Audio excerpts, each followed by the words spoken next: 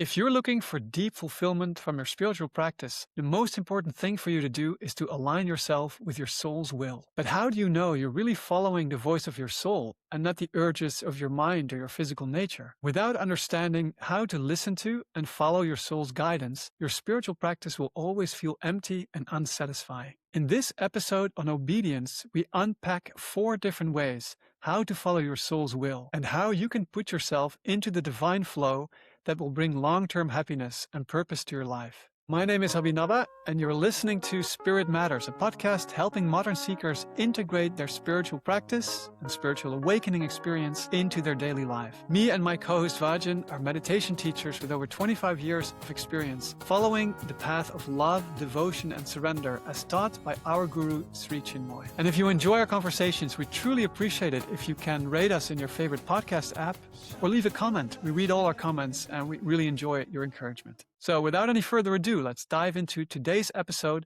on obedience and the soul's will. So we are both following the path of Sri Chinmoy, our spiritual teacher. And Sri Chinmoy gives a lot of emphasis on the quality of obedience. So in his writings, and also when I was with him, he would give talks, and very often he would emphasize the importance of obedience. And when I just started out, I did not understand this quality. I did not understand what does he mean with obedience.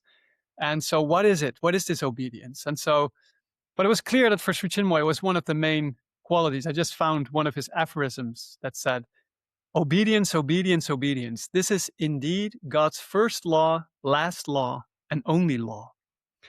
And so, Vajan, I have 2 questions for you. One is, what should we obey? And the second is, how should we obey? Yeah, well, I think obedience gets a bad name in the world, and especially in the Western world where we've come from through the Christian tradition, which had a really large emphasis on the external obedience to a fixed and written set of rules. So this is what we call a scriptural tradition. So it's a tradition where there is a holy book, and the holy book has all of the rules, it has all of the expectations, and it explains and tells you explicitly how you should behave in the world. This is really the idea behind a scriptural tradition. And so what this does is we're putting our obedience into something outside of ourselves. And this works really well up to a point. And that point is your life is so complex and unique and personal to you that sometimes it's very hard to know what rule to use in any particular situation. So if you're basing your way of life on a set of rules that was handed down 1,000 years ago, 2,000 years ago or more, it's very unclear how that applies to the social media age, or how does that apply to my cell phone or to my social media or my any of these different things that we've developed over the centuries. It's not clear how to apply those sets of rules to the modern situations you find yourselves in. And then also, it's very difficult because your situation is very nuanced and very complex. So the relationships you have with the people around you, the situations you find yourself in, a lot of those situations have never occurred before and will never occur again. So hoping to have a one-size-fits-all book of rules to explain how you should deal with every situation in life, it just doesn't seem reasonable that is going to be the best strategy to have in life. And I think over time as well, having a scriptural or an external set of rules judging your life at all times, people found that very oppressive. And so especially in Europe, at some point, there was a real move to try and kill God. And the reason for that was because God was always watching you. God was always judging you. And this really got on people's nerves at some point. If you felt that at every moment and everything you're doing, that there was someone watching and he was writing down and judging all of your actions, at some point, you would wish that person away. You would just wish that they just would stop bugging you for a while. Is that like how we now watch Google? It's like Google has become God. We don't want that either. No, we also don't want that. So in some ways, the European Enlightenment and the scientific revolution was a pushback against this idea of an all-seeing, all-knowing, judgmental God, which people just found too oppressive at some point. And so that was one way of looking at obedience, that there is a set of rules and everyone should obey those rules and you have to apply them in your life, and those rules act as a judge And so the as to rules your are behavior. the rules are codified into dogmas. So in the Christian world, Exactly. what we call a dogma is actually somebody's spiritual experience from many centuries ago, perhaps, that is now codified into something that everybody must believe. But I think the problem Yeah. there is it's really hard to put those experiences into language. And immediately when you do that, there's like a translation problem. Like, what does he actually mean with, this, like the Trinity is one of the dogmas of the Christian church. God is three, but Yeah. also he's one. And for many people, that's already problematic. So how can I see God as three different things, yet as one? But some church father really had that spiritual experience. And from a spiritual point of view, you could understand it. But I think it's problematic when you try to make spiritual experiences universal for everyone. Like they have to believe also those things. Yeah, and I think as well that people are somehow, especially in today's world, people are looking for an access to truth and knowledge and wisdom that doesn't rely on it being completely external to them. They want to feel it inside them as well. They want to feel that there is some deeper knowledge and wisdom that they have access to themselves.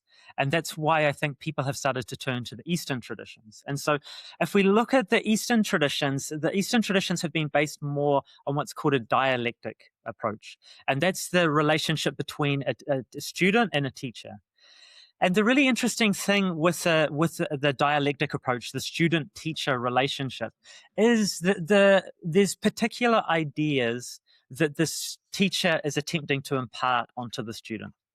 But the teacher can use an infinite variety of different techniques and different strategies to impart those lessons onto the students, depending on their age and their background and their previous spiritual experiences and all of the things that make you unique. The teacher will actually take all of those into account in the relationship. So it's a much more relational way of passing on wisdom. And the thing with the dialectic tradition is there is no rules. There is no set book of rules that the teacher and the student have to follow. Instead, the teacher has a set of principles or ideals that he's trying to impart to the student. And for one person, he'll say, okay, what you need to do is you need to spend 8 hours per day meditating. This is going to be the way you will learn this important lesson. And for someone else, he'll say, no, you only need to spend half an hour meditating, and the rest of the time you should be out playing football with your friends. Because these two people are unique and different. The teacher can say, okay, in this situation for you, I'm going to recommend one thing, but he can recommend something the complete opposite for someone else if he sees that is going to help teach the lesson that he's trying to teach. Yeah, and I remember that Chimo used to compare his own spiritual community with like a farm. Where he said on a farm you have different animals. You don't feed the goats the same that you feed the chickens, and you feed something else entirely to the pigs and to the horses. And so he said, my students are like these different farm animals. So somebody I have to give something else. And so some students he gave a lot of outer attention. And you may think, oh, these people are so close to the teacher because he's speaking with them a lot. But it's just they need that type of food, whereas somebody else actually that would harm the person if there was a lot of outer attention from the guru. They don't need that at all. They need just to cultivate that inner relationship, and they have the master would have a totally different approach to them. So it's like feeding these different farm animals and having a healthy farm. Yeah. And then if we look at how does obedience work in that situation, because we in the Western world, we are very familiar with outer obedience. So we have all of these rules in our culture and we're expected to be obedient and follow all of the rules. And so that happens on the road, it happens in the tax world, it happens in the business world, it happens in all sorts of different spaces. We're used to being obedient to a set of rules. And that was always the way with religion in the Western world as well, that we had a religious book which had the rules for how to live a good and holy life, and so you were expected to follow those rules. And then, but if we look at this Eastern ideal, where the teacher and the guru has complete freedom to give whatever food or sustenance or techniques are necessary to teach the lesson, then the relationship of obedience becomes very different, because suddenly you're becoming obedient to a very particular teaching, which can change at any time. And also you are starting to learn to become obedient to some deeper part of yourself. When the teacher is trying to awaken the divinity in you, instead of being the one who is trying to, a really good teacher does not want you coming to him every single day 52 times to ask questions. Oh, teacher, what should I do in this situation? Teacher, what should I do in that situation? Teacher, what should I do with my work? What should I do with that? The teacher is attempting to illumine you in some way and develop your connection to your own deep wisdom so you can actually know what to do. Because the thing is, all of these situations happen very quickly. So you find yourself in a situation where something is happening right in front of you and you're being called on to act. And if you have to try and look back onto some set of principles or rules, you're going to be too slow to act spontaneously and naturally. So to really live the most natural, spontaneous spiritual life, you have to have that access to the wisdom within you, which will help guide you through life's myriad difficulties and situations. So the obedience starts to go from becoming purely an external form of obedience. It begins to become more and more an obedience of listening to your own highest self. Yeah, exactly. We call that inner obedience. So that answers the first questions. What should we obey? We should obey our own inner source, which we can call the soul, or we can call it God's will, or we can call it the universe. There's many different terms for it. Sri Chinmoy liked to use the term God's will or the soul's will, and they're actually synonymous because our soul is a portion of the divinity, and our soul's will is absolutely the same as God's will. And then the next question, of course, comes: how can we know our soul's will? So yes, this is the 50-year long question that it may take you some time to figure Why out 50 years? How do you come to 50? Well, this is the type of thing that people who are practicing the spiritual life, that it is a slow and steady progress to really truly become one with your soul's will. Yeah. Because the different parts of your being all have a voice and they all have their needs and wants and they all like to have their say in the way you go through life. And the subtlety and the differences between the voices requires real spiritual awareness, and it requires a really evolved consciousness to really be able to be correct 100% of the time. So even people who've been practicing the spiritual life for many, many years, they'll sometimes really feel, I really felt that this was the right thing to do. And it's only in hindsight when they look back and then they realize it perhaps was their physical or their vital or their mind was Yeah, can we break attached. down those different voices? Like, how many are there? Are we talking about 5, or are we talking about 50 different voices? So I would always say we're talking about 5 different voices. So we start with the voice of the physical. And so the physical being and the physical body has its own needs, it has its own nature. And its nature is very much, it's the most dense and heavy part of our being. It's the most solid part of our existence. And so it's much more connected to the heaviness of the material world. So there's a lot more resistance, there's a lot more lethargy, there's a lot more inconscience manifest in the physical world. And so that's the voice that when we're lying in bed, we've just woken up, it'll tell us just sleep for another hour, maybe 2 more, maybe 3. No, it's that lethargic, heavy part of our being that is constantly looking for ease and to make our life less strenuous rather than more strenuous. So that's when the physical can pull us away from our highest ideals. And yeah, I mean, everyone's had the experience of having inspiration to change their physical body in some way, that they want to get fit or they want to get healthy or they want to lose some weight. And there's always that wondrously strange moment where they find themselves sitting in front of the television at 11 p.m. at night with an empty plate in front of them with, crumbs from the cake and, the remnants of the ice cream. And then they think to them, hang on, who did that? Who did this? Who ate all this ice cream and this cake late at night? Yeah, somebody put a So spell on you. yeah, so at the times, we've all felt the times when the physical needs of our body has taken over and has acted out its own will, and then we're often, later on trying to put together, clean up the crumbs from the situation. Yeah. So that's the physical body. Basically, food and sleep, if we just break them down to those 2 main parts. Yeah, Food and rest. yeah.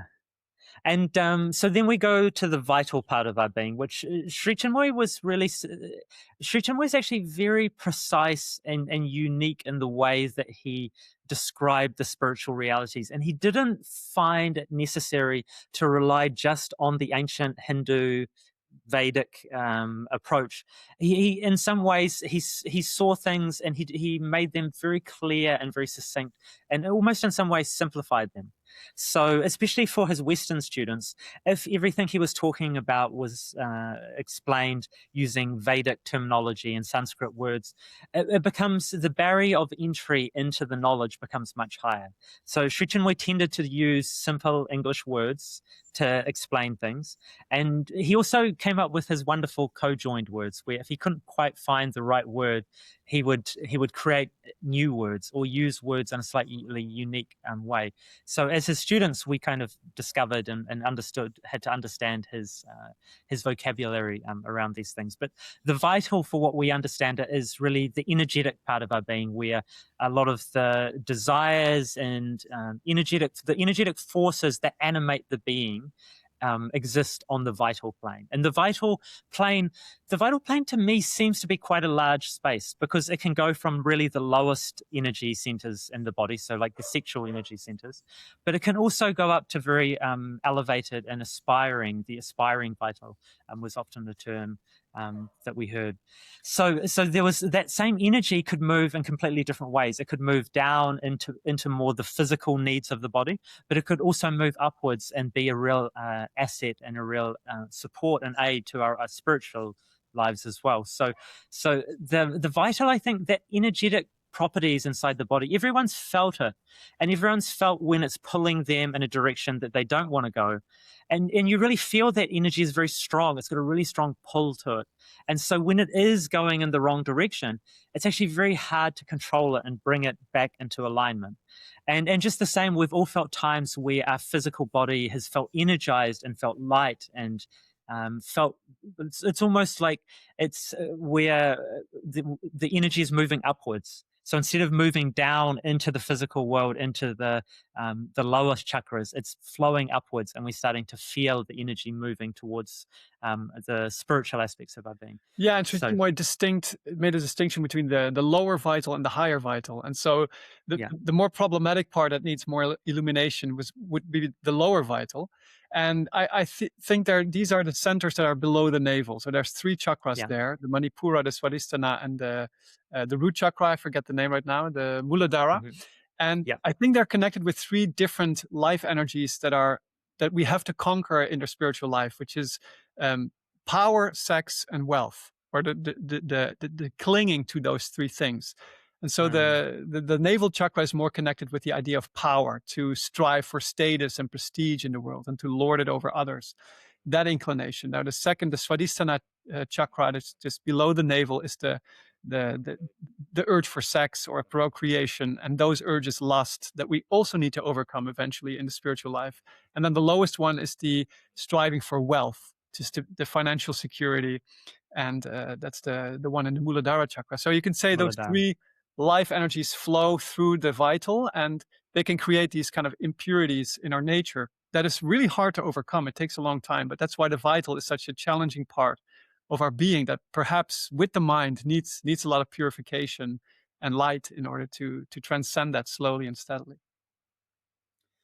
And yeah, I think everyone is aware and feels on a daily basis the action of the vital part of their being, and they feel when it's moving towards the higher part, and they feel when it's getting stuck in the lower parts as well.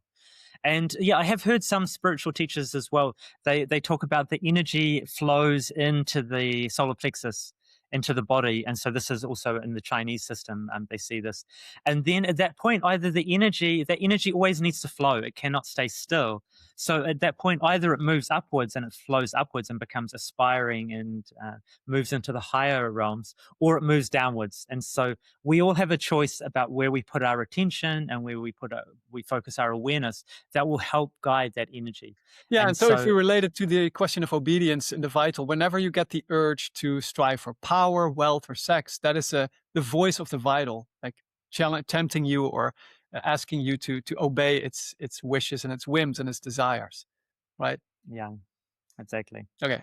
So then we go to the mind. And so the Third voice, mind mind. is Yes. everyone's best friend and also their worst enemy. And everyone knows and experiences, because this is the filtering device through which we experience the world. It is the part of our being that takes in all of the sensory data and processes it. It gives us a picture of the world that we're living in.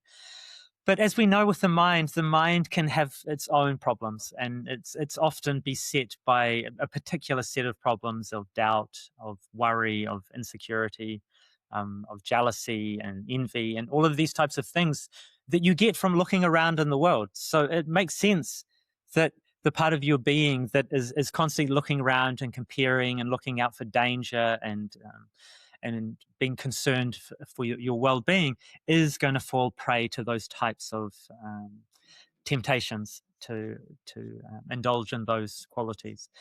But yeah, the mind as well, like we were talking about, the vital has quite a span of experiences that exists within it. Also, the mind is, we really have no idea of how high the mind can go. Sri Aurobindo talked at great length and took on one of the great missions of trying to bring down a higher level of mind and bring that down into the material world.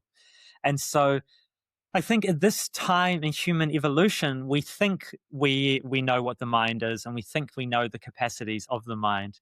But I think in the future, people will look back and feel sorry for how woefully ignorant people were about what the true nature of the mind could possibly be.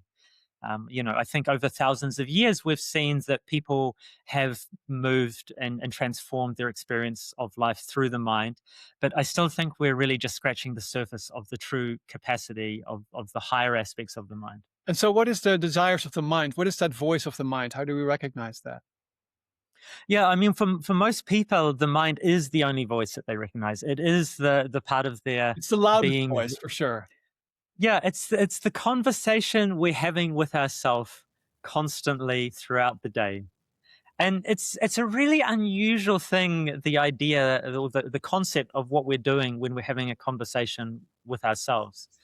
Because we would think if we were the ones thinking the thoughts of the mind, we would already know what the next thought is going to be. But it's actually very hard to predict what your next thought will be. If you really stay present in the mind and have a space of openness, and then try and guess what the next thought of the mind will be, it's actually a very difficult thing. So it's really interesting. Like, are we having the thoughts, or are the thoughts having us?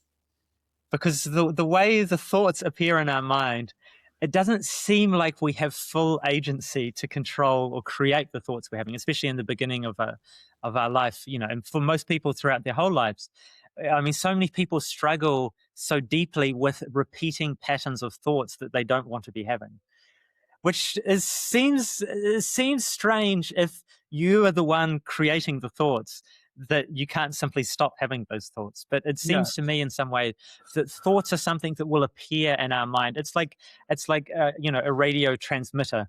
When you put on a station, you can't choose you can choose which station you put it on, but you can't choose which particular songs are going to Yeah, appear you're on not that the station. DJ, unfortunately. So if we can at least gain some control of our mind, so at least first of all, we want to tune it to a station that is a station we enjoy, that at least plays a mix of songs and music that we, in general, are relatively happy to listen to. And Yeah, like perhaps every now and then, 70s hits or something like that.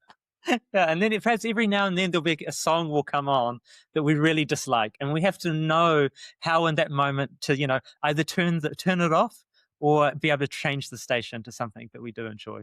And I think also Um, the mind's main qualities are separation, and yeah, also that's where judgment comes from. So whenever we feel tempted to judge somebody, to gossip, to feel superior or inferior, these are all qualities of the mind as well. yeah, Okay, exactly. great. So that's the So, third voice, right? So we had the body, the vital, the mind, yeah, and then we move to the heart. Oh, the the heart. heart. What a life it would be if we all lived in the heart. I mean, I wonder if we had ended up living in the heart centuries and centuries ago, if we would have developed a different type of modern technology. Yeah, Because 100%. it seems as though the pathway we're on is coming from the point of view of the mind and the body and the vital. And the heart is something that, because the heart is more subtle and its voice is more soft and gentle than all of the other voices that we hear within us. It's normally the voice that gets drowned out. It gets drowned out by the cravings of the body and the desires of the vital and the worries and the insecurities of the mind. And so very few of us actually have access to actually be able to listen to the voice of the heart. But And as should we soon listen to as the voice of the heart? Is that the right voice? Well, to me, the voice of the heart is the part of our being that's most closely connected with the soul. It's like the Yes. heart and the soul are intimately connected, whereas the body, the vital, and the mind very rarely find themselves, in complete alignment with the soul. Yes, for But I Chinmoy think wants to use the analogy of like a company. So the soul is like the boss of the company. The mind, the vital, yeah, and the body are the workers. And very often the workers, disagree with the boss. They don't like the boss. They want to go their own yeah, way. And the heart is like this manager that's really close to the boss, that loves the boss, but also that wants to kind of inspire the other workers. But very often they're not in yeah, agreement. So the workers rebel, they do their own thing. And the heart and the soul are trying, the manager and the owner are trying hard to put their strategies through. But yeah, they rarely yeah. align in the normal life. And I love Sri Chinmoy's analogies. It was like recently we were talking about a certain type of experience was like going through the Midtown Queen's Tunnel. tunnel, the Yeah, Midtown tunnel. It was it's like like, a dry they're period. real. That's right. That's the dry period, going through the Midtown tunnel. But it's the same with this analogy. You wouldn't have found yogis 100 years ago in the Himalayas having this discussion of, what I think the being is like. It's like a company, and it's just, you got the manager and the heart. It's, but for people growing up in the world that you're growing up in, the analogies are really important because they help paint a picture for you that you can actually really understand and really embodies the idea well. And so having a guru that actually knew and understood both the East and the West in an intimate and profound level is such a gift, because we end up with these wonderful analogies. So Exactly. so I'm very Yeah, so the grateful. heart, it said in the ancient scriptures that the heart is the seat of the soul in one of the Vedas, I think. So it's true that the heart is most closely connected to the soul. And it's like, you can say the soul is like a king, if you want to put a very old-fashioned analogy. And to get the message from the king to the ordinary people, the mind, body, and vital, our ordinary physical nature, we need a diplomat, or we need a messenger. And the heart is like that. It's like a diplomat, somebody who's both close to the king and close to the people, so they can get the message Yeah. from that high authority and give it to the masses, let's say. And it's a bit Yeah. of an So outdated analogy, maybe, but I mean that's the I, yeah. I do like it, but I also feel for the heart, because the heart really, like, of all the parts of our being, the heart has a really tough job, like trying to please both the soul and the lower parts of the being. And I think for so many people out there, their heart is really suffering because their heart is being totally ignored by their body, their vital, and their mind. And so the heart is there trying to inspire them, trying to encourage them, trying to get them moving in the right direction. And just the other parts of the being have completely taken over. And it's like they've got the company car and they're driving around in the car park and they're throwing stuff out the window and they're blowing things up. And so, yeah, I really feel for the heart. It's a really tough job. And so I'm very grateful for my own heart that it's Exactly. taken the And so time when we to. take it back to obedience, what we actually want is we want to listen to that voice of the heart, because it's close. Um, And in the end, we're saying we want to listen to the voice of the soul, but the soul will very often speak through the heart. Very often, yeah. but not always. That's important to notice, that even the heart will have its own desires that are not always in alignment with the soul. Sri Chinmoy commented on that on very rare occasions, the heart may not want to do the right thing. And so that's also Mm, that even the heart may have times where it's not in alignment with the soul. But that's so rare that we can safely say, follow the voice of the heart. But I think that what helps there is if you really concentrate on the heart when you want to try and listen to it. yeah. But we'll get into that, how to do that. Yeah. So I've had an experience a couple of times in my life where I've heard a clear and distinct voice give me a particular message at some particular important junction. And I think I've talked about this once before on the podcast, but it was at the Tarawera Ultra Marathon in New Zealand. And I'd had a small injury in the days before the race, and it started flaring up at like 20 or 30 kilometers into the race, and the race was about 75 kilometers long. So I wasn't even halfway, and it started flaring up, and I started getting these really painful and debilitating cramps in my lower leg, and I just couldn't lift my toes anymore. And so at some point, I stopped and I started walking, and then I started running again, and it was really painful. And at some point, I just thought, okay, this is it, it's over. And so I just let the race go and thought, I'm just going to walk to the next aid station and drop out.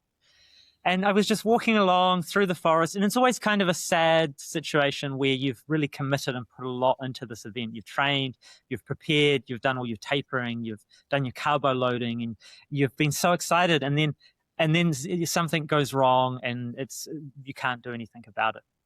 So I was walking along in this state, maybe for a few minutes, and a few runners passed me.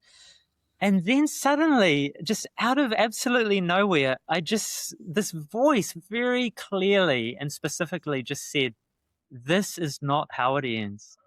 And it's not the voice I use when I'm talking to myself. I mean, we all know the voice of our mind when we're listening to our own thoughts and having this internal dialogue. But this was a different voice, and it came from a different part of my being. And as soon as this voice spoke to me, I thought, this is not how it is. So I started running, and it was really painful for the first minute or two. But after 3 or 4 minutes, suddenly everything relaxed, and suddenly I was good to go again. And it ended up being one of the most enjoyable race experiences I've ever had. And in the second half of the race, I was just so filled with love and joy and gratitude for the experience I was having. And was passing a lot of other runners on the track because it was an out and back race. So we'd gone out and we turned around and we're coming back. So we're passing all of the other runners. And I was just felt so connected with all of the other people on the trail. And it was just such a beautiful experience. And I would have missed the whole thing if this voice of either the heart or the soul had not chosen to speak up at that particular moment and let me know that this is not how it ends. Yeah, wonderful. So that was a real blessing. I feel really grateful for that gift. And so I think it's important to talk about how can we listen to the voice of the soul. And there's actually a couple of really practical methods that Sri Chinmoy gave. And one of them is meditation. And so if we really want to hear the voice of the soul, we have to silence the mind.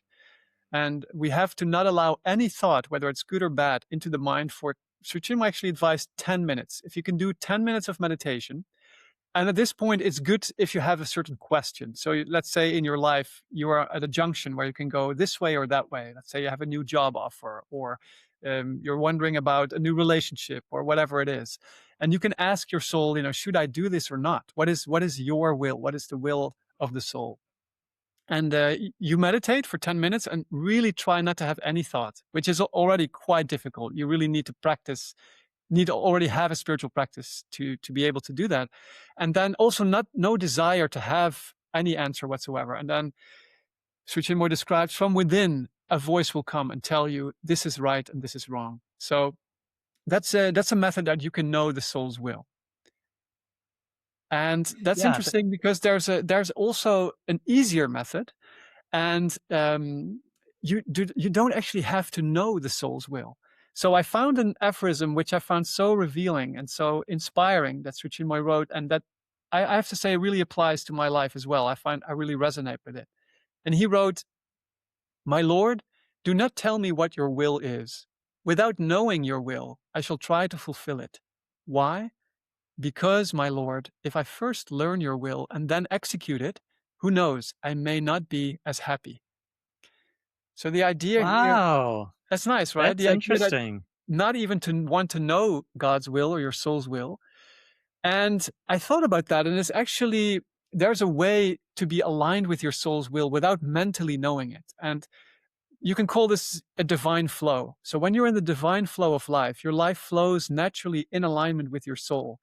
And I think that's what happens when you live the spiritual life truly for a period of time. When you do your practice every day, you start to feel this flow entering into your life, your soul's flow. And then things just start happening and fall into place. And the universe kind of conspires to guide you along your life's journey. And you will find that things that happen in your life really are in alignment with your soul's will. And you feel this great fulfillment. And there's actually a couple of ways that you can enter into this divine flow. And I was reading Sri Chinmoy's writings on it, and I found 3 distinct ways. of how we can enter into the divine flow and be aligned with the soul's will.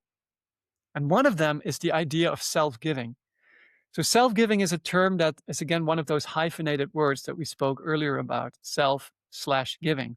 And it just means to give everything you have to the spiritual life, to your practice, but also to the world at large, to humanity at large, to actually put others' needs in front of your own, and not in a self-destructive way, not in a annihilating way, but to give yourself fully, and there's an element of sacrifice there. So Yeah, I think one of the key things with it as well is without expectation. exactly, self-giving is always without expectation. So it's this idea of service. You're really serving others. And this, what it does is it comes from your heart. So real self-giving comes from the heart. It's a quality of the heart. It's actually the heart's natural state of being. And when you are in that flow, your heart expands naturally. And when your heart expands, it unites you with the rest of the world. And then there's actually not even a sense of sacrifice, because if there's a feeling of oneness, that you and I are part of the same collective universal consciousness, there's not the idea that I'm, sacrificing myself, because now myself is defined in a wholly different way. I now identify with the entire humanity. And I'm just doing one part of myself is doing this for another part of myself. And it's for the benefit of the whole. And this is really the experience you get when you're in this flow of self-giving. So, for instance, one of the really practical things you can do is like some selfless service. So some voluntary work that you do not for any outer reward. So you're just doing the work just to be, just to experience, to be selfless, and I've done this a few times, many times actually myself. I've tried to do some selfless service, and I always found my ego kind of disappearing at that point. It's like I'm not anymore working for a salary. I'm not anymore doing this for my own benefit, but you enter into this other state of consciousness that you feel so satisfying, and you feel so aligned, and time seems to kind of get on a different meaning. And time actually stops at that moment, and you're in this flow. And when you can align yourself with that self-giving flow, then I think your soul's will automatically manifest through you. Yeah, that's beautiful. And I do totally agree in that power of learning to become selfless. And there's a really nice Zen phrase that says, the way is very easy for those without preferences. Uh, And it reminds me of when we can actually let go of the egoic self and all of these desires and all of these plans and ideas, and the way we think the world should be treating us and the way we think things should be playing out in front of us. And instead, we can just simply accept things as they are and give ourselves wholeheartedly to those experiences, without any attachment or without any expectation. Suddenly the way becomes very easy. It's that flow you talked about, that when we let go of all the trying and doing, suddenly it's not, because people, I think, worry that if they give up that sense of goals and expectation and trying to better themselves or trying to achieve something, then they would just sit still and not do anything. But yes, that's not actually the case. If you actually become fully present to reality without any expectations, you actually want to give something. You want to give. See, there's some force in you that is trying to offer who you truly are to the world, and it's really your contribution to the world is your own best self, your own best consciousness. And of course. so that really, Yeah, it needs an element of faith as well. You need to have yeah. faith that this is something that happens. So you kind of have to throw yourself into this flow. And a second one that Sri Chinmoy describes, and we've talked about many times, is the quality of gratitude. So here, Mhm. gratitude comes again as our savior, as this beautiful, valuable quality. And if you develop gratitude, your heart also expands. So gratitude is the most expansive, both expensive and expansive quality that we can have, and it's something we have to. It's much more than just saying thank you. It's this overwhelming feeling that actually our life, in a sense, is perfect already. Everything we need is there. We feel grateful for just being on the spiritual journey. We feel grateful for having this divine opportunity to know ourselves fully and to be part of this beautiful cosmic game. And gratitude, you can practice that in the morning before you actually do your meditation practice. Just for a moment, just feel gratitude. And you don't necessarily have to have something to be grateful for. Just this idea of, I'm just grateful for my life, or for this being here, having the opportunity to meditate, and really try to feel that gratitude in your heart. When you do that every day, it slowly starts to develop. It's like a tiny flickering flame in the beginning, and then it becomes stronger and stronger. And with that gratitude, you will expand, and again, you will enter into this divine flow. Yeah, wonderful. Yeah, gratitude is, it seems like gratitude is the cure to all that ails us. And so I can see why gratitude has become such a known quality in the world around us today, and people are realizing the value of it. But it is something that has to be practiced. It's something that, it's that consistent experience of gratitude that will transform your life. It's not that just once a week you have to make a big list and go through and give gratitude for all of these different things that have happened during the week. Real gratitude is a state of being, and it's a magnetic state of being that pulls into your life all that is good. And so trying to learn to create and cultivate that state and be able to be in that state for longer and longer periods of time is going to be the thing that will help transform your experience. Exactly, and it's also the most radical form of the acceptance of life. So Mm, we once also were talking about how suffering comes from resistance to life, and gratitude is the most radical form, you could say, of the acceptance of life, even with all its yeah. negative sides and its challenging and struggling sides. So that's the second strategy, to enter into that divine flow, that you can do your soul's will without actually knowing it. The third one is to have a childlike attitude, to be like a child. Mm, Not childish, that's a different thing, but childlike. So to feel that you are like a 7-year-old, you're a 7-year-old boy or a 7-year-old girl, and every day is filled with wonder. Every day is new. And in the childlike attitude, there's this idea of wonder, right? Children have this idea that life is still imbued with magic. And every encounter they have is new, and every person they meet is new and exciting. And there's this flow of energy, and again, it comes from being closely connected to the heart.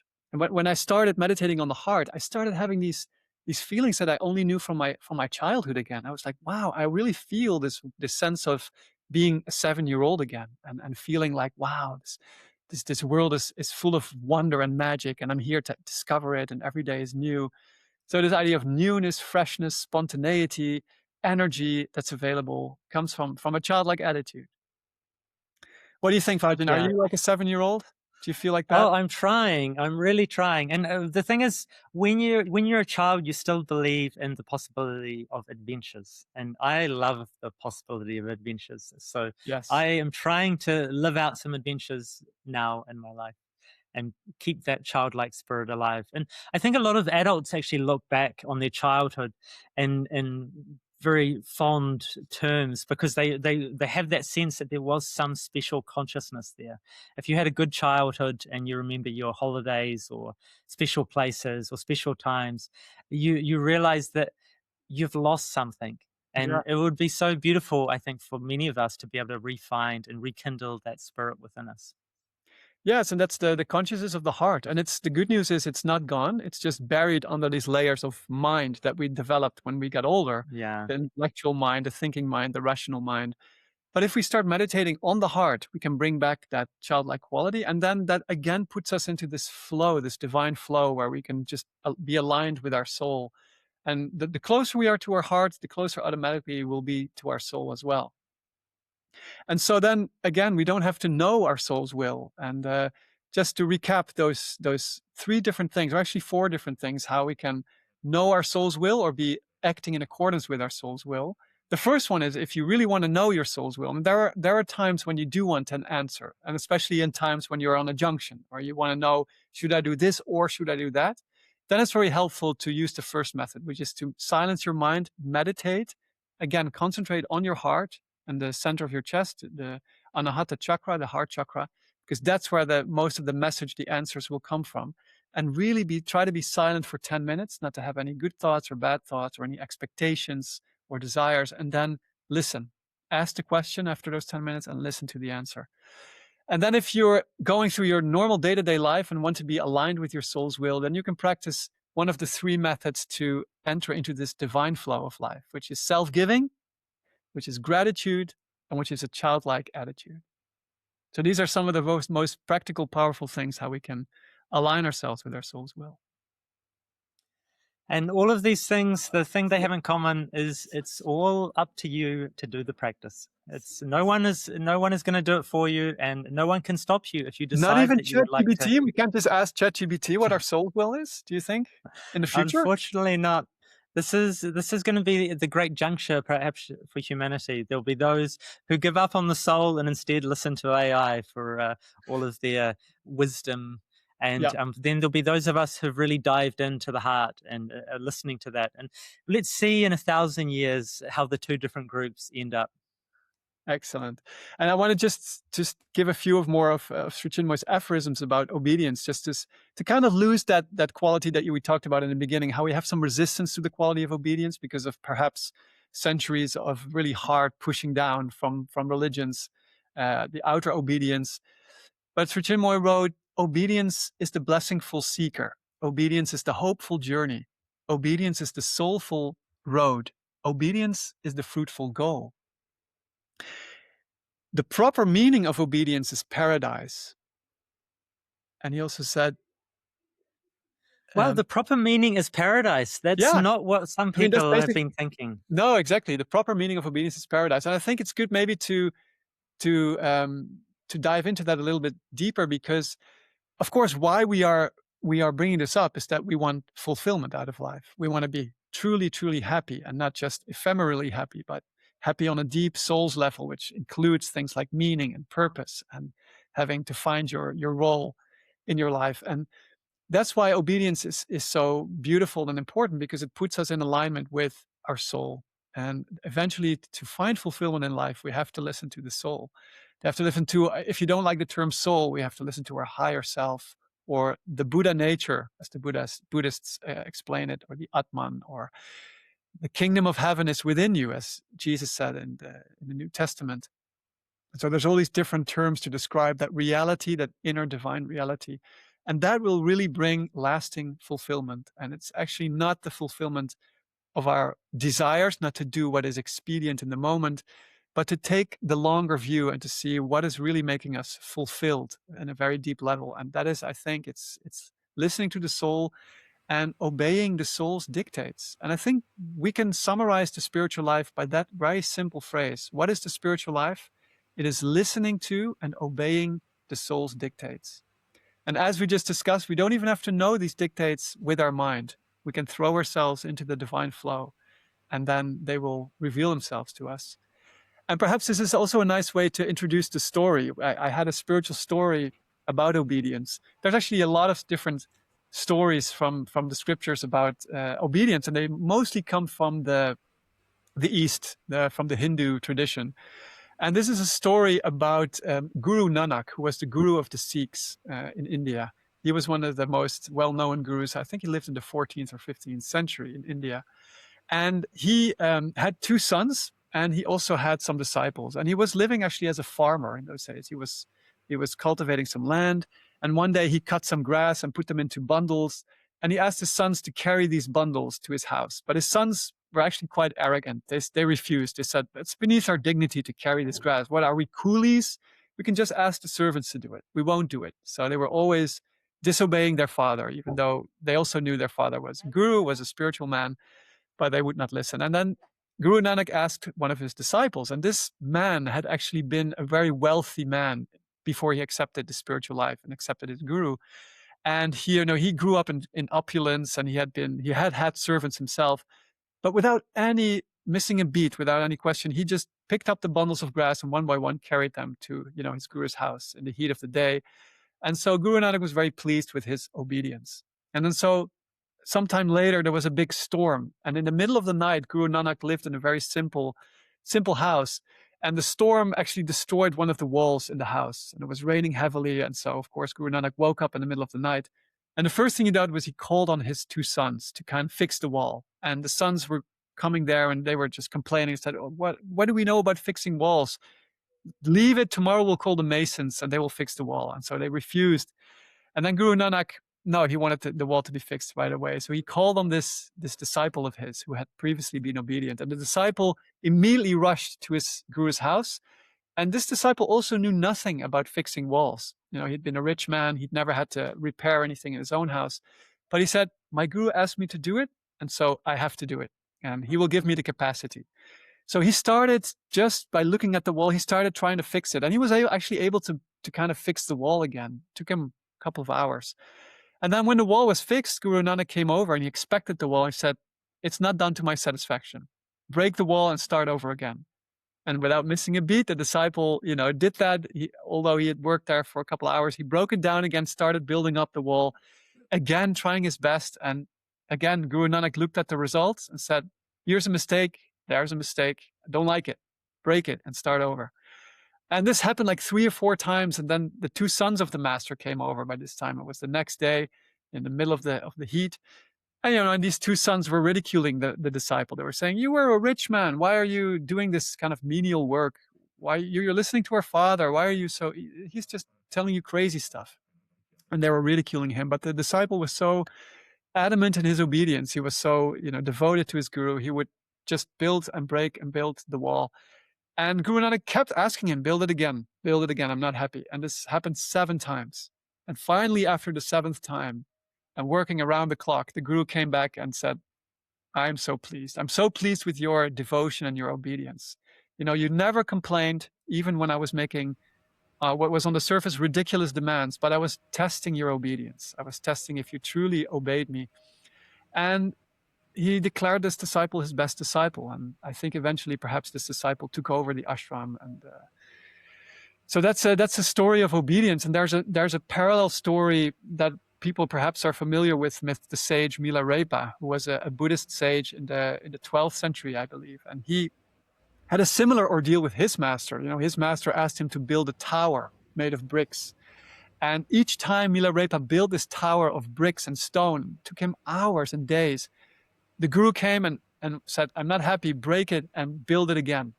And, his backs were covered with sores and he just had to keep working and he had to do it all by himself. He could not get any help. And 4 times the guru asked him to break down the tower and build it again.